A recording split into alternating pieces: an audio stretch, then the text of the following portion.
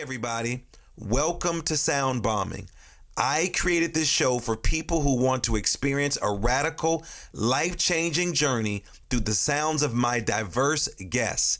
I hope that each sound you hear on this show will strengthen your faith, encourage your dreams, and challenge you to awaken the greatness within you. Drop the bomb. Drop the bomb. We're gonna drop the bomb. Drop the bomb. We're gonna drop the bomb. Drop the bomb. We come to drop the bomb. Drop the bomb. With the bomb. This is a journey into sound. A journey which along the way will bring to you new color, new dimension, new values, and a new experience.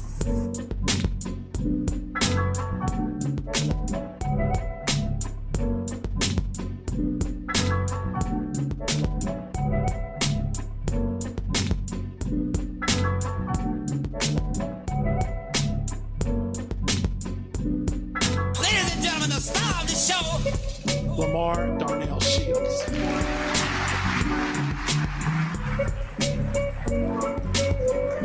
What's up, Sound Bombing family? This is your man, Dr. LaMarr Darnell Shields, and I know many of you all have been panicking about this coronavirus. We definitely want you to stay safe. I must admit, several of my speaking engagements had already been canceled right before the governor of the state that I live in decided to make his announcement, right before the president of the United States made an announcement. I was so excited to participate in a conference in Baltimore called the Women of the World, and they canceled that. I was so disappointed because I wanted to meet Soledad O'Brien. She was a keynote, and I was one of 3 men on the panel. But I did make it to Savannah, Georgia, the final conference that I've spoken, I guess, since the coronavirus. And over 2,000 people attended that. It was an amazing event. I had an awesome time. That's one of my favorite events. So thank you all who came to 2 of my talks. The talk that I did, Beyond Stereotypes, about my new film project, which is ironic. We're going to be talking about film today. And then my other project, The Concept of Ubuntu, issues around equity and diversity, which, how ironic, we're going to talk about that today. So again, thank you all for attending those events. We do want you to stay safe. Again, in our studio, we're constantly wiping things down. We're spraying stuff all over the place. So we want you to stay safe. But again, I also want to tell people, just to be mindful, keep your hands clean, keep your hands out your face. We hope you all have stocked up on foods. But this is a great time to re-engage with some people that you might not have re-engaged with. This is a great time to shut down some media, social media. I'm encouraging you to stay away from social media, read a book, have some conversations with some people. And so again, this is a great conversation because I want to thank you for tuning in to Sound Bombing. And you all, my sound bombers out there, you all know I say this all the time. I know some of the dopest people on this planet. I created this show because I wanted to introduce some of the creative people that are in my circle, people who I sometimes don't get a chance to see quite often, but sometimes these people just cross my path. But this next guest, we have a lot of history today. And she's right in line with what we've been talking about recently. We recently co-hosted an amazing webinar panel on building diversity and inclusion program from scratch. And on it, our speakers, Katie Van Dyke, Shavia Halib, and James Goldberg and Sherry Martinez shared incredible advice and insights on a topic that is a top business priority for so many of us. They covered a lot of ground, but simply didn't have the time to answer all of the wonderful questions they received. So to continue the dialogue on this topic, I'm including one of my good friends, Yolanda Brinkley. She is a full-service marketing communications professional with an extensive brand development, event production, and public relations experience. She holds a Bachelor's of Arts degree from Clark Atlanta University and an MBA from the University of Illinois, Urbana-Champaign. She is fluent in French with an international experience. A corporately trained marketer, Ms. Brinkley worked 10 years at the Ford Motor Company, including assignments with the Lincoln Mercury and Aston Martin, Jaguar, Land Rover brands. During her tenure, Ms. Brinkley established herself as a valuable resource with the branded entertainment community. She fostered relationships with Fortune 500 companies and other notable organizations, including Nike's Jordan Brand, Jim Beam, Rush Philanthropic Arts Foundation, Magic Johnson Enterprises, New Jersey Nets, Madison Square Garden, Sotheby's Golf Tournament, United States Tennis Association, and Black Enterprise Magazine. As an entrepreneur, the momentum continues globally, since 2008, when Ms. Brinkley has managed events for the NAACP Hollywood Bureau Image Awards, the Hollywood Black Film Festival, and Filmmakers Alliance. She has represented actors and filmmakers at global film festivals, including the Sundance and Toronto International Film Festival. Additionally, she has developed brand marketing strategy for sports and entertainment figures, including one of my good friends who just celebrated a birthday, my man Bill Duke. We call him Mr. Duke, for whom she served as a personal and production publicist for the Light Girls documentary, which premiered on the Oprah Winfrey Network. But Miss Brinkley is always constantly innovating. And so she created something called Beyond Borders Diversity in Cannes. Is the only diversity initiative of its kind held during the Festivals des Cannes since its 2010 inception. The symposium has overflowed with powerful networking, group discussions, and idea sharing. It serves as a strategy session for diverse minds seeking to enhance the visibility of their projects and to increase filmmaker opportunities all over the country. Cannes and the International Film Festival community that the diverse voice has stories to tell, which will be shared by any means necessary. And I'm so blown away. I'm so excited because I'm reading this bio, but we go way back, before she was doing Cannes, before I had children, before all this other stuff. We were some school teachers. I was teaching Spanish. She was teaching French. She is from Philly. I'm from Chicago. And I'm so proud, so excited to have my girl in the sound bombing studio. What's up, Miss Brinkley? Yo, what's up for now? It has been a long time. I just want to thank you I just thank social media, because again, life has been moving on for both of us. I know you're on the East Coast and you're on the West Coast, but I am so proud of you. I mean, just before we get into what you've been doing, let's just go way back. Let's just let our listeners know, how we were on the grind. Tell them how we tell them how we were connected. We were connected through the elitist organization known as Teach for America. No, you did say the elite. Yes, National Teacher Corps. That's a whole nother conversation, folks. But she's telling the truth. Exactly, where we served as teachers in underserved areas. Yes, I taught French and you taught Spanish. I was the year before you. And you and your crew came after me, you and Kevin and Sharia and Reka and all those people. And we kicked it like you would never believe while in Baltimore. Yeah, tell them we were some cool teachers. Like when we got those checks, when those checks cleared, the turn up, before there was an actual word called the turn up, we were the dope teachers that turned up all the time. And so up all the time. We turned up all the time. You turned up in French, I turned up in Spanish. So it's an honor just to be with you today. I'm just so proud of you. The last time we were together, for some reason, I felt like it was probably the All-Star Weekend in California during that time. But then I know you've been working with some of everybody. Left Philly, moved to California. First of all, Yolanda has always been a forward thinker. This is a sister who can get into any room. Like, that was the one thing I remember. Like, you will get in, like, we will be in a line going into the party. And you're like, listen, we're going to start walking in this line.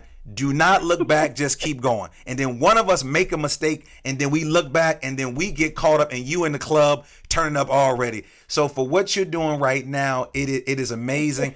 But let's talk about that. So no longer you are in the classroom. You left the classroom, and you were an amazing teacher, because I came in contact with some of the students that you taught. Yeah. Let's talk about Yolanda right now. Share with me some of the things that you're doing. Again, I'm doing a lot of work around diversity and equity in schools. Why did you feel that you needed to take that conversation from the classroom to the silver screen? Wow. Well, it definitely was not intentional. In order to tell about what's going on now, and I have to give a little backstory. I had moved to California in 2007 with Jaguar Land Rover North America. And in 2008, Ford sold us to an Indian company, and I had to be back in New Jersey by January of 2009 if I wanted to keep my job. So needless to say, I severed ties with the company, and that's when my entrepreneurial exploration began. So literally, I was sitting in my spare bedroom in LA watching TV, some mindless TV. I won't say the episode, but some mindless TV. And I literally sat up in the chair and was like, oh, you can go to Cannes. I had the money, I had the time, and all I needed to do was figure out exactly what I needed to do. And I said, okay, I figured it out. I got accreditation because the Cannes Film Festival is an industry-only festival, so you have to have some ties to the industry. This was before I really got started in the business, so I had to kind of get creative. I went to Clark Atlanta University undergrad, as you mentioned, and our motto is find a way or make one. So I believe in that. I incorporate that slogan, that motto into my life daily. That's how I was able to get into the clubs while y'all stayed on the outside and y'all looking back. So, and yeah, we got in the club. Yolanda was definitely surrounded by a whole bunch of guys. Like, she was definitely the magnet of everybody in the building. No, I don't. Yeah, okay. Well, we're going to just skip right over that and get back to the story. But so when I got there to Cannes, to the Cannes Film Festival, which is the most prestigious film festival in the world, I felt like an outsider. I wasn't sure whether it was the novice of, being a novice to the entertainment industry, or it was a race, gender, bias, discrimination type of thing. Because I knew the city, I knew the language, and I knew the city because I studied abroad in Cannes twice as an undergraduate at Clark Atlanta. So I know the city, I know the language, and I still felt like an outsider. And I rolled up on all the black people that were there. My friends threatened me, don't come back without any footage. So I rolled up on all the black people because you go to, you talk to those who are similar to you, who have something in common with you. And what I could see was that they were black. So I rolled up on them like, hey, what you guys doing here? And everyone's like, oh, we're here. We have a short film in the short film corner. And I started asking about parties and premieres and opportunities, and none of them knew anything. All of us didn't know shit about, the festival itself and how to gain access. Now, are these black people there? Because let's correct. So Cannes is in France, correct? The south of France. So are yes. these the people of color that you're talking about? Are these black French folks? Are these black Americans? Who are they? They were blacks from the diaspora. Okay, I just rolled up on anyone that had dark skin, brown skin, light skin that appeared to be black to me. And they were there for the festival. They were there for the festival, but didn't know how to access certain things. They were in a certain part of the festival, but when I asked about, the parties and the screenings and other events, we didn't know anything. None of us. We absolutely had no clue what was really going on. And so I was like, that's interesting. One was like, well, you just have to be in the right place at the right time. Nobody really knew. And as I would go, I continued to go around. I continued to kind of walk around and just explore. It was beautiful, though. I had been to Cannes, stayed for 4 months twice. And so it was beautiful. The backdrop is beautiful. The Mediterranean Sea is the backdrop, and everything is wonderful. But I just didn't feel really welcomed. And before I left, I was wondering if this was the place for me, because this was the first time that I had been. I had learned about the festival back when I studied there, but it's always happened in the spring, and I studied in the fall. So it was like a dream of mine to come. I had the resources, I had the time, newly severed from my company. So it's a perfect opportunity for me to go. And when I left, I was like, maybe I'll never go back there. Maybe that's not the festival for me. Maybe that's not my foray into the business. And then the Philly came out of me, and I was like, well, don't nobody dictate where I go. I'm going to go wherever I want to go, whether I'm welcomed or not. And I want to ensure that other people who look like me don't feel the same way that I'm feeling. And those are just the ones that I can come in contact with, because, of course, there's thousands of people in Cannes, not that many people of color, not that many black people there. And so the idea for diversity in Cannes was kind of impregnated inside of me, and then it was birthed in 2010. So I want to go back for a minute. Can you explain to our listeners what is the purpose of the Cannes Film Festival before we dive back into sort of your story? What is the purpose? Okay, so language learner, I'm going to need you to drop that S. Because the S is silent. Okay? You see why I love Yolanda. She's always teaching. Okay. Mm-hmm. You can say can or you can say con, but you cannot say can. Okay, so the Cannes Film Festival. Yes, sir. The Diversity in Cannes is the independent film movement promoting inclusion at the Cannes Film Festival. You said it earlier, but it is an independent movement promoting inclusion at the Cannes Film Festival. And I'm talking inclusive diversity, race, religion, sexual orientation, physical ability, diversity of thought, right? It is now, we promote it as Diversity Day, which happens on the Monday after the festival starts. So this year it is Monday, May 18th. It consists of 2 short film showcases, a panel discussion, and an awards reception. We have extended our efforts into the Cannes Short Film Corner, so we are being acknowledged by the smaller piece of the festival, the Short Film Corner, where we program a collection of screenings for global women of color in film and for Black Lives, Black Stories Matter. So that's Diversity in Cannes. So now I want to get back. So thanks for clarifying that. Now I want to get back to sort of your story. So I have 2 questions for you.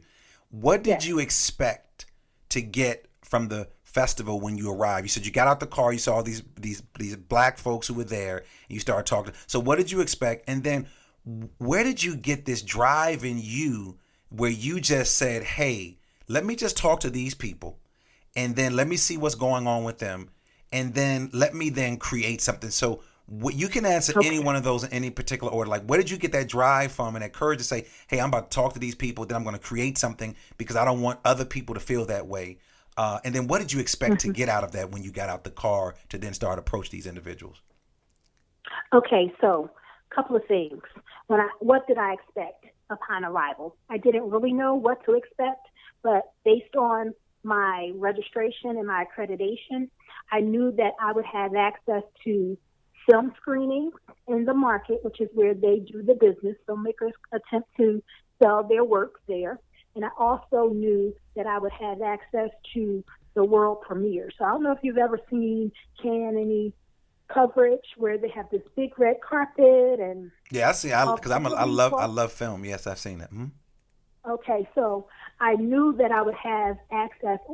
I was under the impression that I would have access to those screenings, not necessarily the carpet, but the screenings. When I got there, I realized very early on that there was a hierarchy in terms of ticket access. And so I was expecting to have access. I wasn't expecting the hierarchy that was related to the access. I still haven't cracked the hierarchy thing, but as my clientele grows, I see more access the higher up my clients are, if that makes sense. It makes sense. So now let's talk about that drive that you have. Where did that come from when you just said, hey? So the idea that I was going to walk up on all the black people, because I was threatened by 2 of my friends, Yolanda, don't come back here without any footage. I'm like, well, I don't even have a video camera. Okay, we're going to settle that. A friend gave me his video camera. Don't come back here without any footage. Okay. So when I get there, I'm like, okay, well, who am I going to talk to? Like, what kind of footage am I going to get? I didn't know. I really didn't know. So then I started just rolling up on all the black people. I was comfortable with some black folk. I speak French. So either they were Francophone Africans or they were, Francophone Caribbean or they were American. So I could roll up on them and have a conversation. So that's what I did. And that's how I got the footage. That's where that kind of came from. So that was just, I was still in fear. I was fearful of my life because my friends were going to kill me if I came back without any footage. So that's where the drive came from, to get the footage. So then I edited mm-hmm. and I made this thing called Blacks in Cannes. And so I have this whole 20-minute video edited with love, not professionally, just with love. And I have my, going up interviewing all these people. It's on YouTube. It's on my Facebook, on our Facebook page. But what what made me create Diversity in Can, that drive, it was several things. The first thing was being there and not feeling like there was a place for me. And I don't like to be denied, period. So describe that feeling. If you can describe that in words, how you actually felt for our listeners. What did it actually feel like to you not feeling like that you belonged? Yeah, it was like I was on the outside looking in. And everybody who looked like me were also on the outside looking in for the most part, with a few outliers. And so, and I really don't think it was done intentionally, right? Now that I've been, at the festivals going on, this will be my 12th time attending the festival, my 12th consecutive time. So I don't believe that it's intentional discrimination, but they're not intentional with their diversity efforts, as far as I'm concerned. So so what do you do then to get an entire industry on board with diversity and inclusion initiatives? Well, you can never listen. I started where I was. Like, I affected change on my level. And that's how I do it. I can't worry about the bigger conglomerates, if you will. Like, they still don't recognize Diversity in Can as an initiative at the festival, though I've been there for 10 years. They don't recognize me. And sometimes I reach out to them, like I've reached out to the festival, and when I'm talking about the larger Cannes Film Festival, I reach out to them from time to time. Because Spike Lee is now the president of the jury this year, I figured I'd reach out again this year. I sent them an email, and I haven't heard anything. But the beauty of Diversity in Can is that we take off with or without their support. And we have our followers, we have our supporters that attend Diversity Day, that actually submit their short films to Diversity Day for the consideration for the short film showcase. And before I get into too many elements, I'll stop there, and I'll say that I have to go back and say that the first year that I was there was a gentleman from Los Angeles named Rashid Bahati. He was there, and he was doing a program at Freak 360. And I wasn't really sure exactly what was going on, but Danny Glover was there, and some guy from the Nigerian delegate or a West African delegate was there, and they were presenting an award for something. But they kept moving around. They kept moving the venue to make this happen. But because I was supporting him, I kept going. And I was just like, what's really going on here? And so Rashid was doing something at Freak 360, giving some award.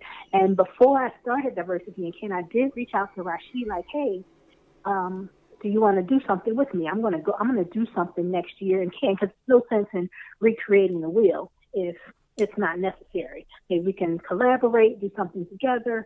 And I don't think I've seen Rashid back in Can since. He might have been, but he was very instrumental in, kind of it's helping to ignite that kind of passion in me, even though it was a little, I wasn't quite sure exactly what was going on. And when I first thought of the idea, I was thinking blacks in Can, right, based on the footage. But then as the year progressed and I started talking to people about it, what I realized was that there was not enough black people there to kind of make a blacks in Can kind of thing. I couldn't guarantee attendance, right? And so I said, let me think about it. And I waited until April of 2010 to, once they made, so each year Can makes their official selection announcements for the films that are going to be in the festival in competition in April. So I waited until April, and then I went after certain people that were in the official selection lineup. And then I targeted those people. Now, mind you, this is a global movement that I'm building from the U.S., so I had no access to these people. So I'm stalking folks via social media. I'm Googling names and trying to going on IMDb to try to get in touch with their people and everything. So, wow. So So you've been doing this you've been at this for 12 years. And what 11 in total. My first trip was in 2009. so This will be my 11th activation. so you've been doing this for 11 years. What do you wish you had known when you started out doing this that might have made it easier for you or less challenging? You know what, Darnell, I really don't think maybe what I would have done earlier, because I built this movement with my own funds from the ground up. So maybe what I would have done earlier was find a way to help cover the expenses. And so in 2013, I introduced the short film showcase, which now funds the movement. Submission fees for the short film showcase that now funds the movement. So I would probably have started with a short film showcase to help fund it. So that's the thing, because what I'm learning is that, you know, I can't wait for the festival to support me, and sponsorship, because I do everything kind of on my own. That's a hard road to travel when you're doing a bunch of stuff.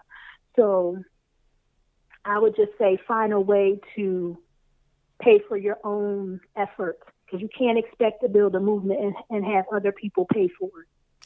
So since you've met tons of filmmakers, tons of producers, tons of directors, what role do you think that film, because I love film, Yolanda, like I love old black and white films. I don't think they were great actors back then, but I love the clothes that they wore. I love how passionate they were, you know, acting out these scenes. I'm a huge Spike fan. Been loving Spike stuff for a very long time. What role do you think that filmmakers, directors, and producers can take to shift this conversation around equity, diversity, and inclusion within their films? And is there anybody that you can name that you think is like, this person, they got it? I think that they're going in the right direction when it comes to the power that they will. We know Spike is in his new position, and you just referenced that. But is there anybody that you met that's really, really getting it right? And also, what role do you think these filmmakers and producers can play to shift this dialogue about what's happening in the world around diversity and inclusion? So here's the thing. So I have to talk about my beliefs around diversity and inclusion. I absolutely believe that folks just have to get out and start producing projects by any means necessary. Right? I believe that. Cell phones has democratized the film industry. While you can't make a fully developed film with the telephone, you need other elements. Just the idea of getting out there and producing your own works helps keep the underserved, underrepresented filmmakers, marginalized voices. It keeps their stories in the eyes of the audiences that see the work, right? So we have to continue to make film. We have to continue to just tell our own stories. However, and this is why I'm so adamant about Cannes and global and being global, is that I believe while we can continue to make our own stories, tell our own stories, we need audiences. We need greater audiences, right? Because it's no guarantee that if I make a film that is perceived to be a black film that may have black characters, that all the black people in the world are going to see it. When we watch film, let's just say Miss Congeniality, just for an example. That's like, I love that film, and it's made by white people. There's mainly white people, and we have a few, Melissa DeSosa and a couple of other people that are in it, but we don't call that a white film, really. We just call it a film, and the audiences are filled up with people of all races. You know, when we look at the Marvels and all the action films and the Supermans and all those things, though they are white people who are behind it, non-blacks, you know, we don't call it a white film. We just call it a film. And so, and audiences flock to it, all kinds of audiences, diverse audiences. And so I think that as Black people, well, let me just be clear, diversity in CAN is not just race. It is race, gender, sexual orientation, physical ability, diversity of thought, religion. It's all encompassing diversity. So just be clear about that. It's not just race. I just so happen to be a Black woman at the forefront of the movement. So a lot of my efforts may be skewed, or my thought processes come from that of a Black woman, but I am for all-inclusive diversity because I believe that the expansion of audiences, the expansion of international networks, it helps to, again, get the stories out about marginalized people across the globe, and it also helps expand your audience. So I'm glad you referenced that and you make some clarity with that. So I have a question for you. So how do you counteract comments from the film industry, such as we just hire or promote the best person of the job, regardless of race, gender, or class? What do you say to something like that? Well, so it's funny you should ask that question, because just this past year, I was participating in a panel at the Cannes Film Festival for a magazine who was actually celebrating the 10th anniversary. And the woman, the publisher of the magazine, and she invited me to participate. She's a woman. She's a white woman. She invited me to participate, and she alluded to the fact that there was a lack of diverse talent. You know, let's say in the Black community, you know, it was basically in the Black community. Like there wasn't a lot to pull from. That's what the woman said while I was sitting there participating in her panel. And so I told her I beg to differ. Y'all just looking in the wrong places, right? So with that, they're looking to the same people all of the time, you know, the same diverse talent. There's tons of talent out there. There are people all over, everywhere, telling stories. You just have to find them, right? So there's no lack of talent. People are telling awesome stories. They just find folk and then they kind of stick to them. Yeah. And so, I'm sorry, but that was context of your question. Can you repeat your question to make sure that I answered it? No, you did. You actually did. It was just, how do you counteract comments from the film industry, such as we just hire or promote the best person on the job, regardless of the race, gender, or class? And it's based on the best person that you know, and the best person that's in your network. To add further to that, it's based on the people that you know and the people in your network know. Yeah, so I'm glad you talked about your network, because you are a part of a network of other women of color who are running businesses. Can you share some of your joys about being a woman of color running a business, and also maybe some challenges that for other women of color that might be listening to the show to just to be on the lookout for some things that you overcame, that you're celebrating them now, but there were maybe some pitfalls at one time, but they really made you stronger. Mm-hmm. So being a woman of color in this industry.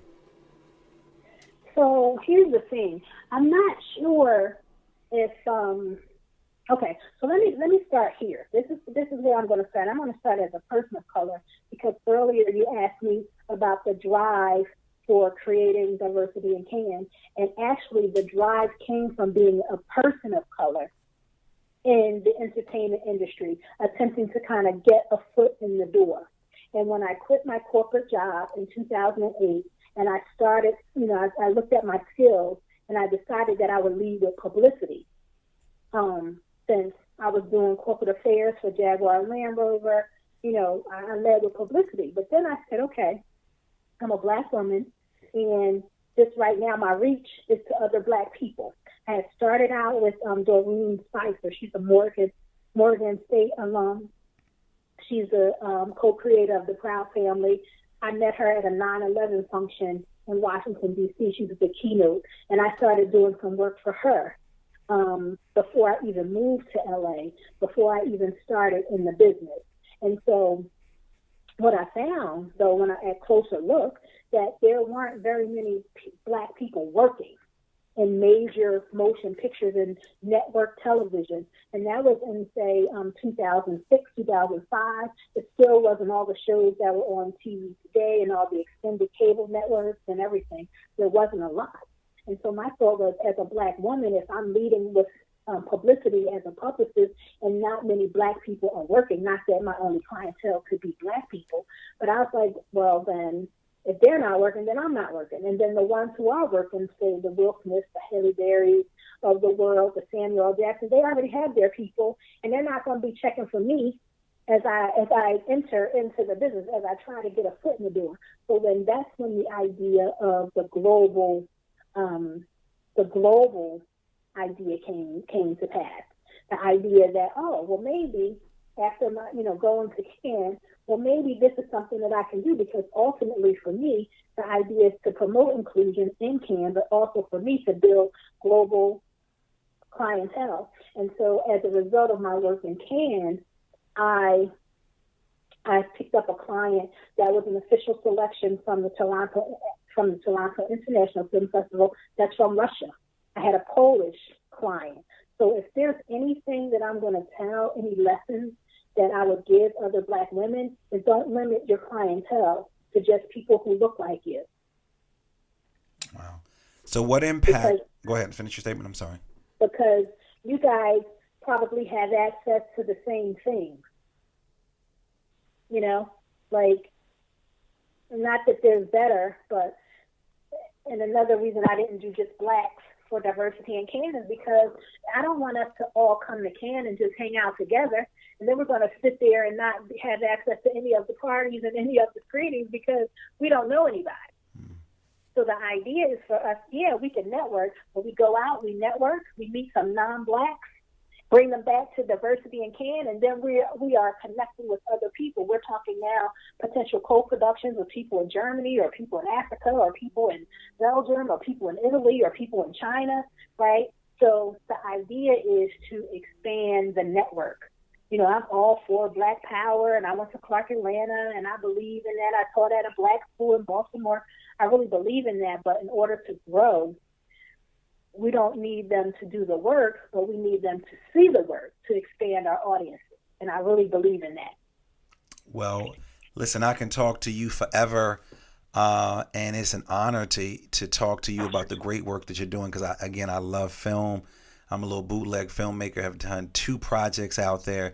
But before we wrap up, how can our listeners get in contact with you and find out more information about the festival that's taking place and things that may be taking place here in the country? And has the coronavirus had an effect on what's happening at the festival this year thus far? Okay. So, in addition to expanding our efforts on the ground in Cannes, we are working on our first short film production, which is inspired by a true story, and it's based on it's inspired by a true story, and the story will talk about a man's last night in prison after 25 plus years for a crime that he did not commit. As far as the coronavirus is concerned, Cannes, we will follow the lead of the official Cannes Film Festival. Whatever they do, or whenever they make their decision, then our decision will soon follow.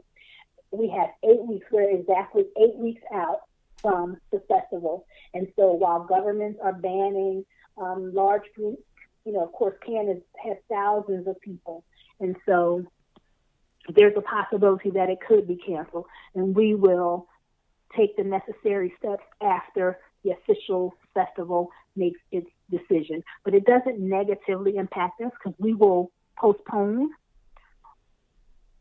And if Cannes postpones to a later date, then we'll follow suit. If they cancel altogether, then we will convene either online or in another city at another global festival.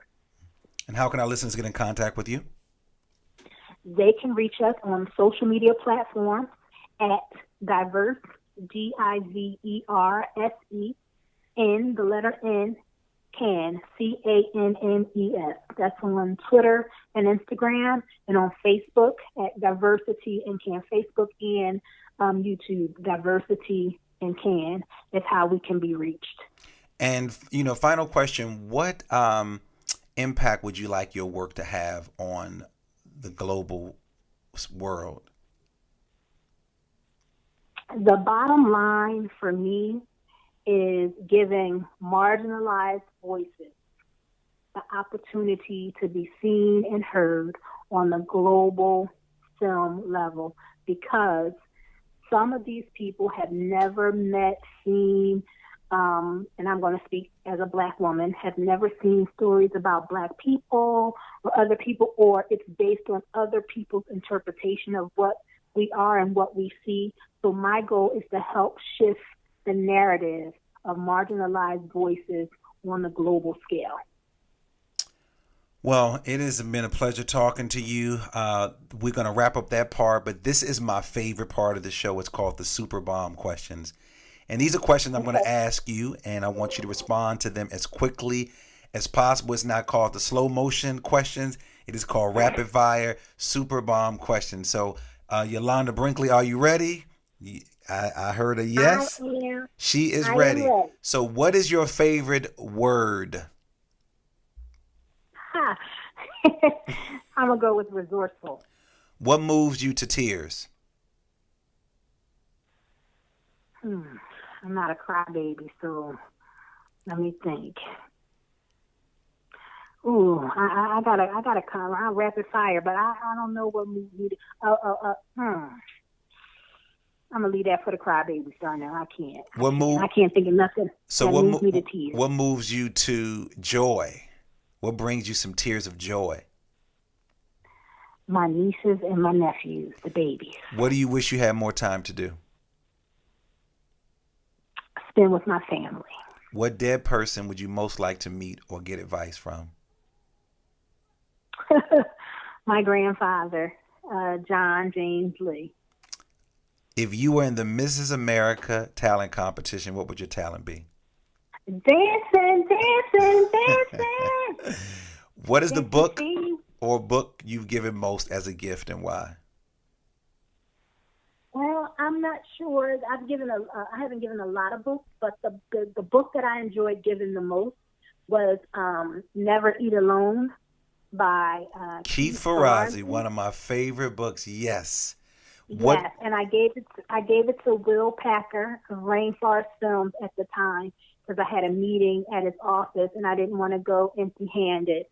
And so, of course, to kind of set up my purpose, that's the book that I chose. Shout out to Will Packer, FAMU, HBCU grad.